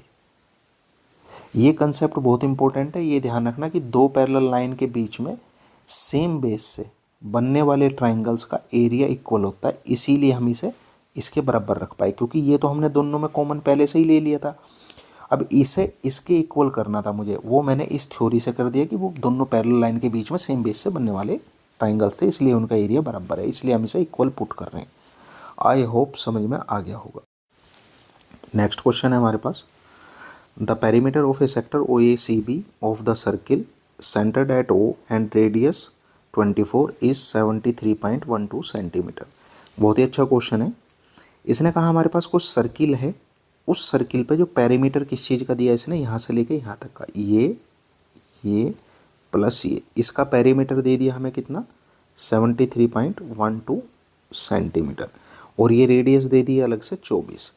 अगर मुझे इस आर्क का निकालना हो केवल पेरीमीटर, या इस आर्क की लेंथ निकालनी हो जिसे हम L बोलते हैं, तो वो कितनी हो जाएगी, वो हो जाएगी पूरे AB, इसे निकालने के लिए 73 में से, यानी कि इस पूरे में से जो पूरा पेरीमीटर है 73.12 में से मैं ये दो रेडियस लेस कर दूंगा, यानी कि माइनस के 24 × 2 माइनस कर दूंगा, जो आएगा मेरा वो केवल इसकी लेंथ आ जाएगी। आई होप यहाँ तक समझ में आ गया होगा, क्योंकि फिर हम L का फार्मूला लगा लेंगे, वो हमारे पास होता है θ/360 × πr 2πr, ठीक है, ये फार्मूला होता है, उससे सोल्व कर लेंगे तो वहाँ से हमारी रेडियस तो ऑलरेडी है ही, तो हमें थीटा मिल जाएगा उससे, ठीक है, थीटा मिल जाएगा तो आगे हमें हेल्प मिल जाएगी इसको। उसके बाद इसने हमारे से क्या पूछा है, find the central angle AOB, यानी कि AOB तो मेरे से पूछा ही है इसने थीटा। उसके बाद find the area of the minor segment ACB। अब इस माइनर सेगमेंट का इसने जो हमारे से ये ACB का एरिया पूछा है इतने भाग का, वो हम कैसे निकाल लेंगे? वो निकाल लेंगे पूरे इसका एरिया निकाल लेंगे सेक्टर का। पहले सेक्टर का एरिया होगा पूरे के पूरे, और उसमें से माइनस कर देंगे हम केवल इस ट्राइंगल के एरिया को। ये जो हमारा ट्राइंगल है इसका एरिया, ठीक है। पहले पूरे सेक्टर का एरिया निकाल लेंगे। सेक्टर है मेरे यहाँ से लेकर यहाँ तक, ये पूरा का पूरा, और उसमें से फिर मैं ये ट्राइंगल का एरिया माइनस कर दूंगा। यानी कि एरिया कौन सा माइनस होगा? ट्राइंगल का, और वो है मेरा OAB, ये वाला। ये इसका मेथड रहेगा सोल्व करने का कि सबसे पहले आर्क निकाल लो इस तरह माइनस करके, उस आर्क में फार्मूला लगा के थीटा निकाल लो, और थीटा की हेल्प से ही हम इस ट्राइंगल का एरिया निकाल लेंगे, और इस सेक्टर का एरिया निकाल लेंगे हम आर्क की हेल्प से। तो कंटिन्यू करते हैं, क्वेश्चन को सोल्व करते हैं। जो जो चीज़ हमारे पास गिवन है वो लेते हैं।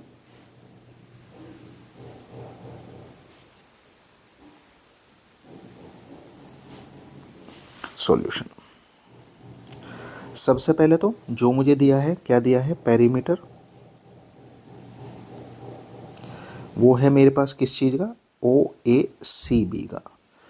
वो कितना है? 73.12 सेंटीमीटर। बट मुझे निकालनी है आर्क लेंथ।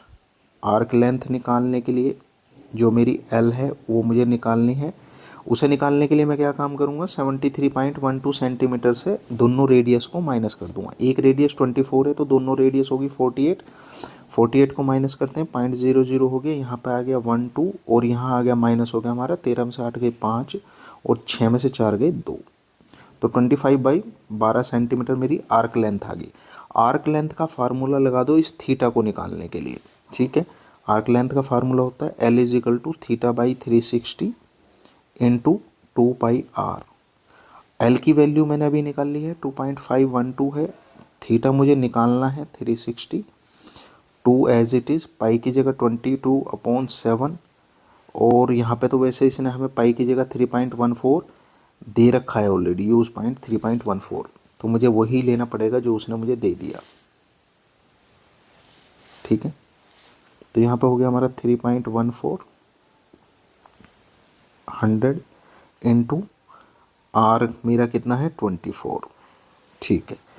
अभी हम कहाँ पे क्या मल्टीप्लाई कर सकते हैं? इसे भी पॉइंट को हटा लो तो यहाँ 0 हो गया। अभी 0, ये 2 0 से 2 0 हट गई मेरी यहाँ पे, ये वाली। मेरे पास जो बचा उसे थोड़ा बहुत डिवाइड करते हैं। डिवाइड करने के लिए सबसे पहले मैं इसे कर लेता हूँ। 12 2 × 24 और 12 3 × 36, यहाँ 30 रह गया हमारे पास। ये 15 टाइम्स कट गया। अभी इसे चलो जो बचा पहले वो लिख लो। मेरे पास बचा यहाँ पे 2512। राइट साइड में है थीटा, थीटा के अपोन में बचा है 15, और यहाँ पे है मेरे पास मल्टीप्लाई में 314, और क्या बचा है मेरे पास? बचा है 2। 2 से डिवाइड करते हैं, 2 1 × 2, 2 2 × 4, 2 5 × 10, और 2 6 × 12। फिर यहाँ पे मैं इसे किससे डिवाइड कर देता हूँ? 314 से देखते हैं कितने, 2 से ही कर लो। 2 1 × 2, 2 5 × 10, और 2 7 × 14, 2 6 × और ये हो गया 2 2 × और 2 8 × 16। अभी कितने बार हो सकता है देखते हैं। अगर मैं इसमें 4 से मल्टीप्लाई कर दूँ, 4 7 × 28, 4 5 × 20, 24 1 × 4, तो ठीक है, ये पूरा 4 से काउंट हो गया। तो कुल मिला के मेरे पास बचा 4 θ/15 इंटू, और तो कुछ भी नहीं है, ठीक है। तो थीटा बराबर आ गया मेरा 60, यानी कि इस थीटा की वैल्यू मेरे पास यहाँ आ गई है 60। थीटा है 60 डिग्री, ठीक है। थीटा आ गया, पहला क्वेश्चन सोल्व हो गया हमारा। अभी हमें निकालना माइनर आर्क का इसका एरिया। इसे निकालने के लिए वही जो पहले बताया था कि पूरे सेक्टर का एरिया निकालना पड़ेगा। माइनर सेगमेंट का एरिया निकालने के लिए हमें माइनर सेगमेंट का एरिया निकालना है, तो उसका एरिया निकालने के लिए पूरे हमारा जो सेक्टर है, सेक्टर का एरिया निकालना पड़ेगा। सेक्टर का एरिया में से हमें माइनस करना पड़ेगा ट्राइंगल का एरिया, ठीक है। ट्राइंगल है हमारा क्या? ABO का एरिया। अब इनका अलग अलग पहले सेक्टर का एरिया निकाल लो। सेक्टर का एरिया कैसे निकलेगा? सेक्टर के एरिया का फार्मूला लगा लो, या डायरेक्ट यहाँ पे भी सोल्व करते करते हो सकता है। सेक्टर का एरिया का है θ/360 इंटू πr², और यहाँ पे माइनस ट्राइंगल का एरिया निकलेगा कैसे? 1/2 रेडियस का स्क्वायर और इंटू साइन थीटा।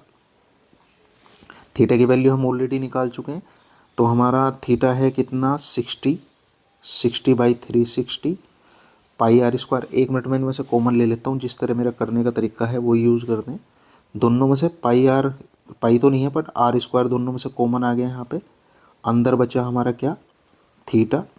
थीटा है मेरा 60 और ये हो गया 360। यहाँ पे बचा केवल पाई, आर स्क्वायर जब बाहर चला गया तो यहाँ पे 1/2 साइन थीटा। साइन थीटा की वैल्यू साइन 60।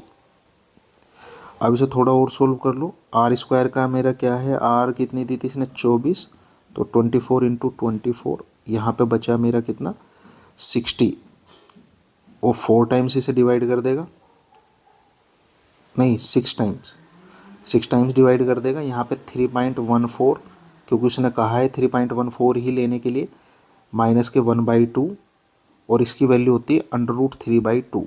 बहुत ही अच्छा उलझ पुलझ का क्वेश्चन है। 24 इंटू 24, यहाँ पे 3 से कट जाएगा और ये कट जाएगा, 2 1 जा 2 और 0.225 जा 10 और फिर बच गया 2 7 जा 14, यानी कि मेरे पास ऊपर आ गया 1.57 और यहाँ पे बाई में 3 है। यहाँ √3 की वैल्यू पुट कर लो, वो दी है इसने कितनी 173 और नीचे है 4।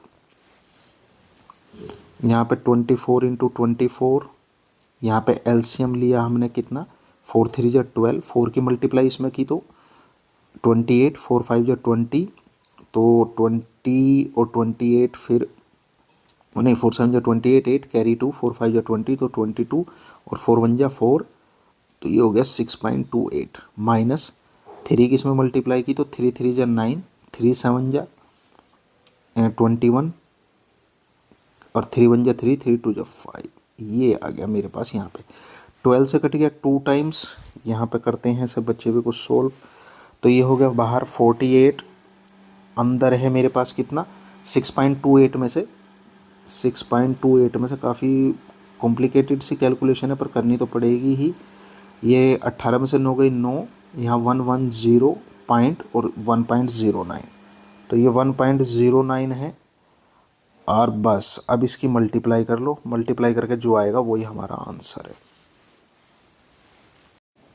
नेक्स्ट क्वेश्चन है हमारे पास, from the top of a 9 meter high building the angle of elevation of the top of a cable tower is 60 degree and angle of depression of its foot is 45 degree. ये कह रहा है कि हमारे पास कोई 9 मीटर लंबी building है, मान लिया कि वो हमारी बिल्डिंग ये है यहाँ पे, और इसकी जो हाइट दी है इसने 9 मीटर दे दी।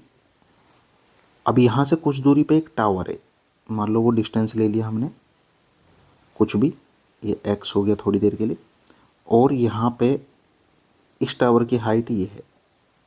जब ये यहाँ से इसे देख रहा है ऐसे, तो इसे जो एंगल ऑफ एलिवेशन मिल रहा है यहाँ से वो मिल रहा है, ये टावर है पूरा का पूरा, इस टावर के इस पॉइंट पे ये खड़ा हुआ है। जब यहाँ से ये देख रहा है इसके टॉप को, तो इसे जो एंगल ऑफ एलिवेशन मिल रहा है वो मिल रहा है 60 डिग्री का, ठीक है। बट जब इसी जगह से वो नीचे देख रहा है, यहाँ पे इस जगह देख रहा है इस जगह, तो वो उसे जो एंगल ऑफ डिप्रेशन मिल रहा है वो मिल रहा है 45 डिग्री। तो एंगल ऑफ डिप्रेशन ही यहाँ पे पहुँच जाता है हमेशा, क्यों, क्योंकि एक्सिस दोनों पैरेलल होते हैं। अगर ये लाइन पैरेलल है तो इनके ट्रांसवर्सल एंगल इक्वल होंगे, तो यहाँ पे आ जाता है।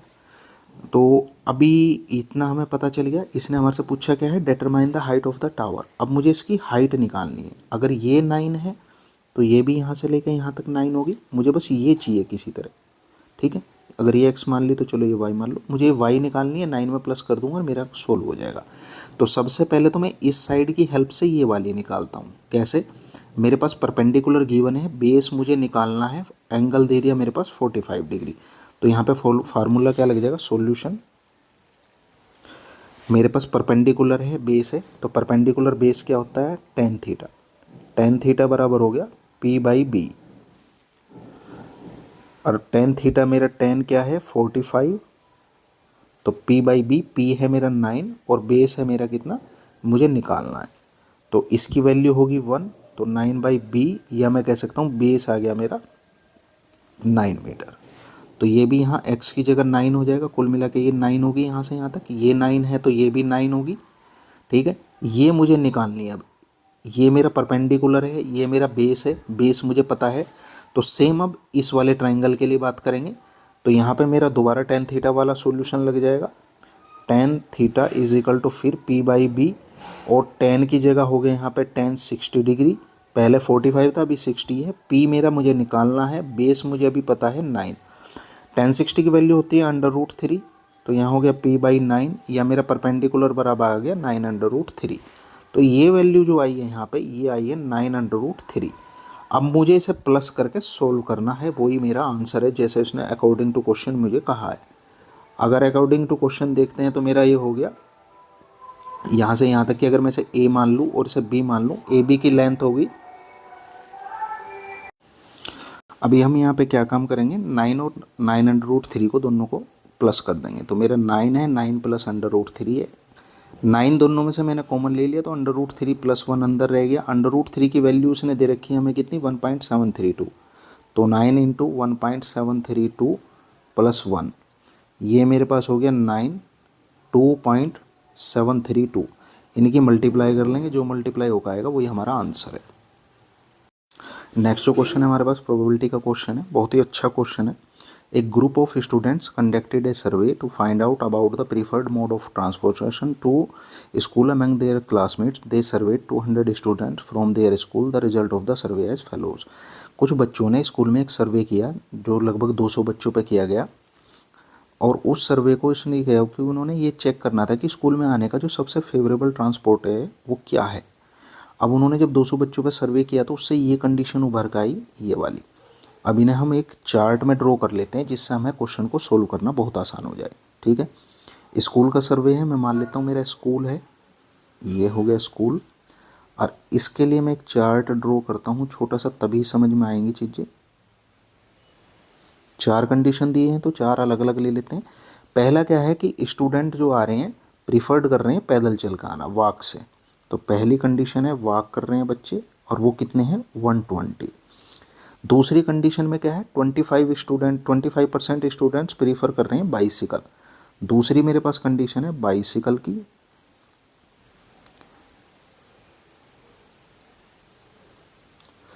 और वो कितने बच्चे हैं, 25%।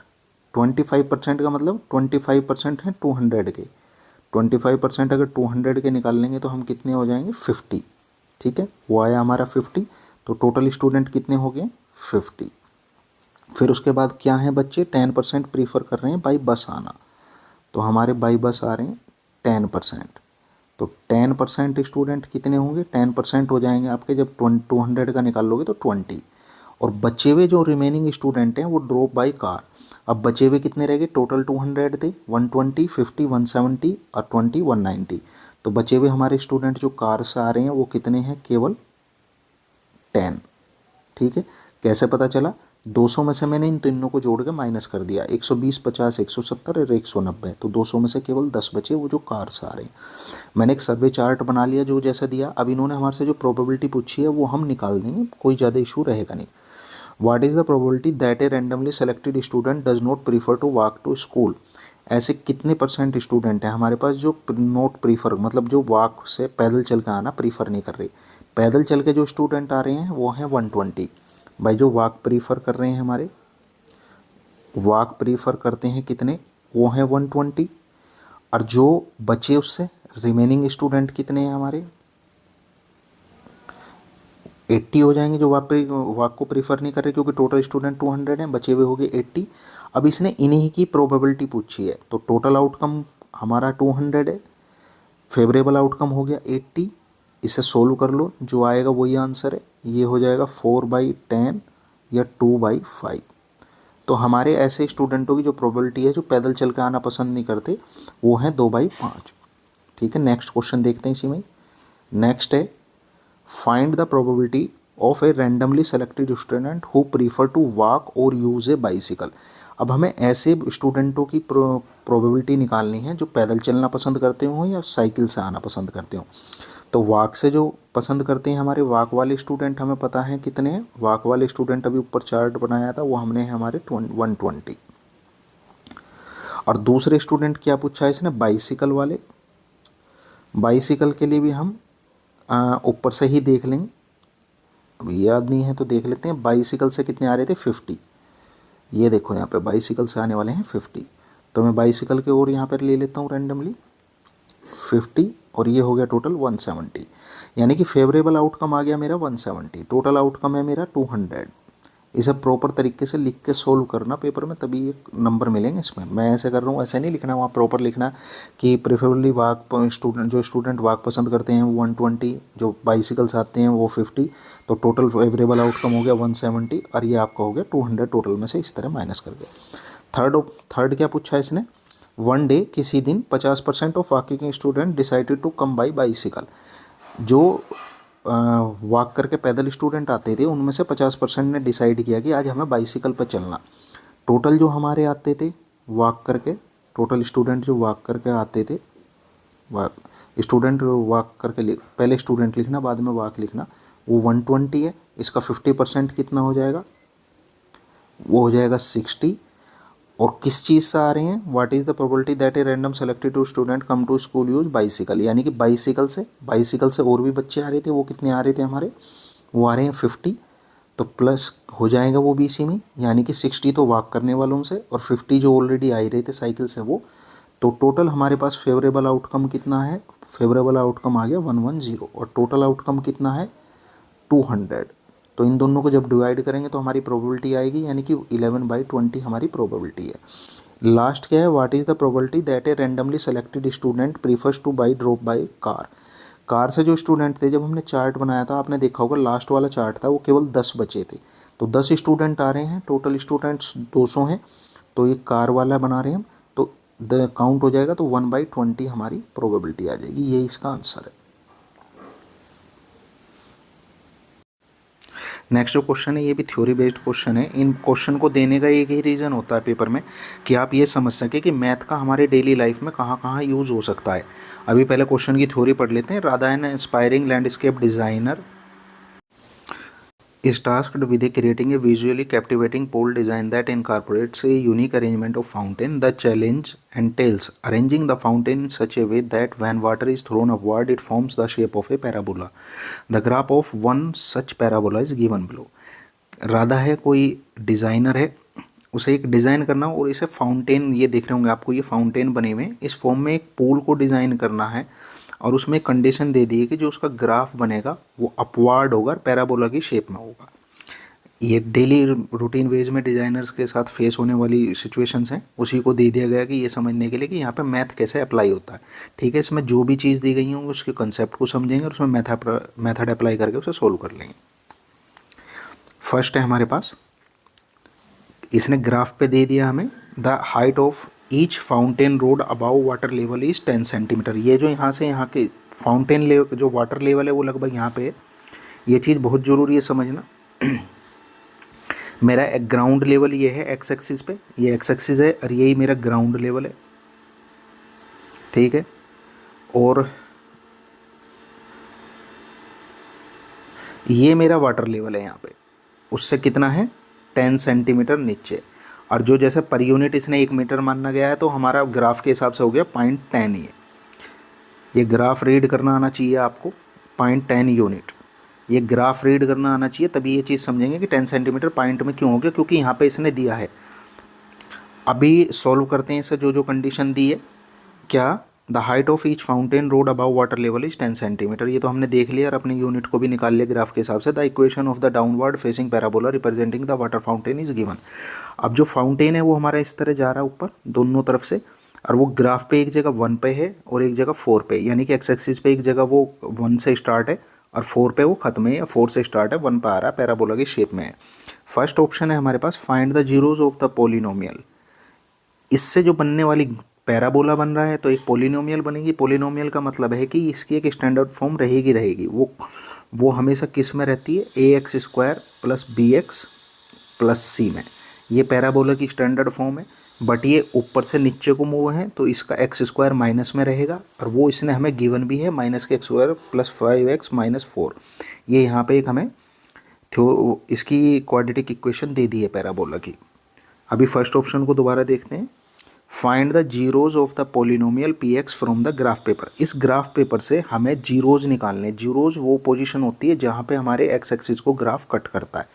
तो एक्स एक्सिस को कहाँ पे कट रहा है, एक जगह तो कट कर रहा है हमारा 1 पे और एक जगह कट कर रहा है 4 पे।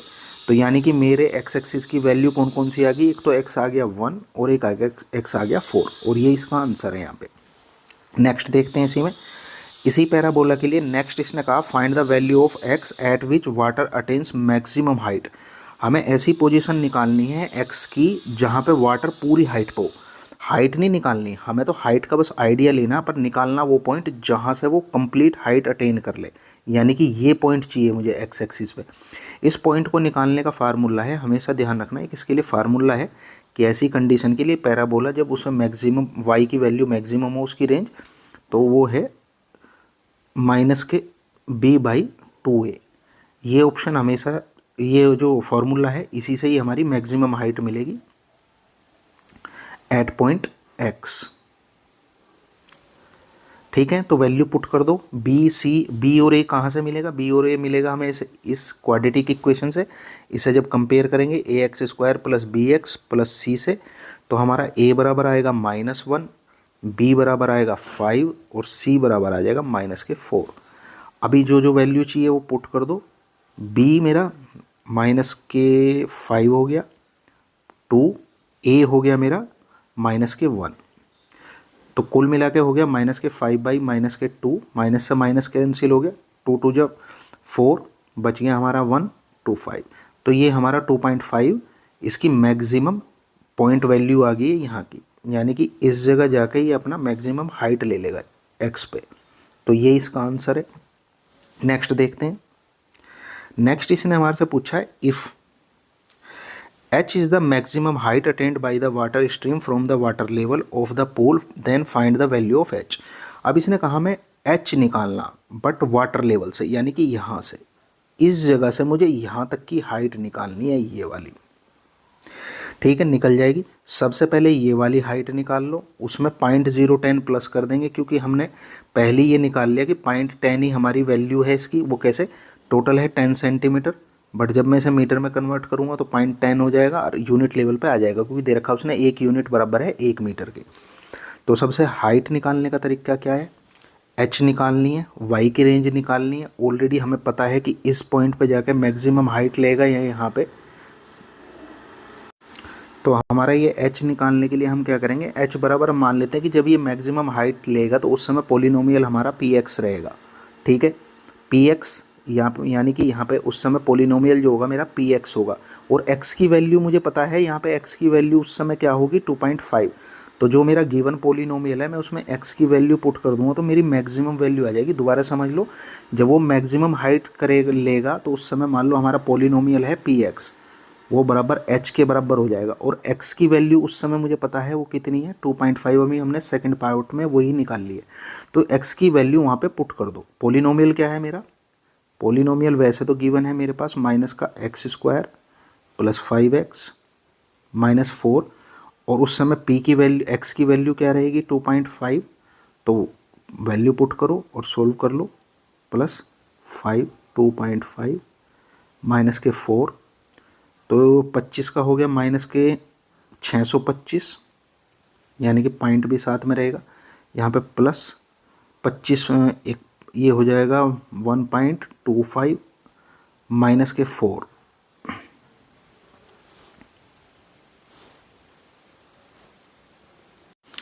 तो नेक्स्ट हो गया हमारा ये माइनस माइनस के आपस में जुड़ गए, ये हो गया -10.25 प्लस, अच्छा नहीं यहाँ पे 0 और होगा भाई, 5 2 10 होता है तो 10.25 हो जाएगा। तो प्लस के 10.25 और 5 2 10 और 6 4 10, ये तो 0 हो जाएगा, ये पॉसिबल ही नहीं है। कुछ ना कुछ मिस्टेक हुई है, यानी कि कहाँ मिस्टेक होगी देखते हैं। इसी में होगी, अच्छा ये 12.5 होना था क्या। इसे एक बार दोबारा कर लेते हैं, यहाँ से थोड़ा सा रिपीट कर लेते हैं, ये थोड़ा सा एक बार कंटिन्यू करते हैं। अगर हम इसका स्क्वायर करेंगे तो 6.25 होगा, 25 का जो स्क्वायर होता है 6.25, पॉइंट भी डबल हो जाएगा, प्लस 5 5 जो 25 और 5 2 जो 10, 2 कैरी हो गया तो 12 हो गया, पॉइंट के 25, इसी की वजह से सारा गड़बड़ हुआ था, यानी कि 0.250 और माइनस के 4, तो मेरे पास कुल मिला के पॉजिटिव आगे हैं 12.50 और माइनस के आगे हैं 10.25। अब मैंने जब इसे इसमें से माइनस कर दिया तो मेरे पास बचा 2.25। ये मेरी मैक्सिमम हाइट आई है। आप इसे x से काउंट मत करना, ये एक ओबियस सा है, मतलब कोइंसिडेंट है कि ये भी आपकी 2.5 है तो ये भी आपकी 2.5 ही निकल के आ गई। तो ये कुछ और भी आ सकती थी, ज़रूरी नहीं है कि 2.5 ही आए, बट ये आई है यहाँ से यहाँ तक की 2.5। अभी मुझे इसमें ये भी जोड़ना है पॉइंट जो 10 है मेरे पास, तो ये कितना हो जाएगा जुड़ के लगभग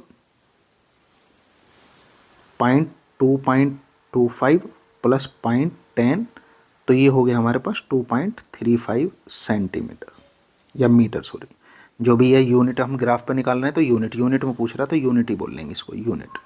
ये इसकी मैक्सिमम हाइट होगी यहाँ से लेके यहाँ तक की, क्योंकि ग्राउंड लेवल से पूछा इसने हमारे से कि ग्राउंड लेवल से इसे इसके साथ प्लस करना था, इसी वजह से। अच्छा क्वेश्चन है।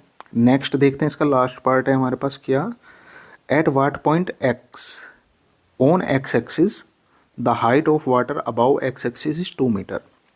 अबाउ एक्स एक्सिस, इसने कहा कि ऐसे कौन से पॉइंट पे हमारी जो वाटर एक्स एक्सिस की बात कर रहे हैं, यहाँ पे देख लो दो हमारे पास लेवल हैं, एक ग्राउंड वाटर लेवल है और एक एक्स एक्सिस है। अभी फ़िलहाल बात कर रहा है वो इसकी, यहाँ से इसके ऊपर 2 मीटर मुझे हाइट चाहिए यहाँ पे, इतनी, यानी कि यहाँ तक की, और वो किस पॉइंट पे, एक्स एक्सिस के किस पॉइंट पे आके ये हाइट 2 मीटर होगी, यानी कि यहाँ ये पूछ रहा है मेरे से। तो एक दफ़े तो यहाँ पे होगी कहीं और एक दफ़े यहाँ पे होगी कहीं। एक्स एक्सिस के दो वैल्यू आएंगे निकल के, और वो किसके लिए पूछ रहा है, रेंज दे दी उसने 2, यानी कि कुल मिला के हाइट या रेंज, इसे एक्चुअली रेंज बोलते हैं बट यहाँ पे हाइट बोला तो हम h बराबर ही ले लेते हैं। तो h बराबर मेरा पी एक्स है यहाँ पे, और पी एक्स की वैल्यू, h की हाइट, h की वैल्यू दे दी इसने कितनी 2, और पी एक्स की वैल्यू हमें पता है कितनी, माइनस के एक्स स्क्वायर, यानी कि मेरा जो पोलिनोमियल है उसकी रेंज उस समय h होगी, और h दे दिया उसने 2, और x square plus 5x minus के 4 है। अब इसे सोल्व कर लो, ये 0 हो गया इधर, 2 भी इधर आके माइनस का हो गया, तो माइनस के एक्स स्क्वायर प्लस के 5x और माइनस के 6 हो गया, 4 में ये माइनस का 2 जुड़ गया इधर आके, या मैं इसे सारे को इधर ले आया लेफ्ट साइड में, तो एक्स स्क्वायर हो गया प्लस का, माइनस का 5x हो गया और प्लस का 6 हो गया बराबर 0। ऐसे टुकड़े जो गुना हो के तो 6 आ जाए और जुड़ के वापस 5 आ जाए, तो ऐसे होते हैं हमारे 3 और 2, माइनस के 3x और माइनस के 2x प्लस के 6 बराबर 0। कॉमन आ गया x, तो x माइनस 3, कॉमन आ गया माइनस के 2, x माइनस 3 बराबर 0, तो एक आ गया x बराबर 3 मेरी वैल्यू, और एक आ जाएगी x बराबर 2। जब इसमें से ब्रैकेट कॉमन लेंगे तो उसे 0 के बराबर रखेंगे तो 3 आएगा, और एक ब्रैकेट और बचेगा x माइनस 2 का, उसे भी 0 के बराबर रखेंगे तो 2 आएगा। अब मेरे पास वैल्यू आई है 2, कौन कौन सी, 3 और 2, तो 2 तो ये आ गई और 3 ही आ गई। वैसे भी देखने से ग्राफ पर पता चल रहा था, बट इसे सोल्व करके यहाँ ऐसे भी दिखाना है, तो यही हमारा आंसर है।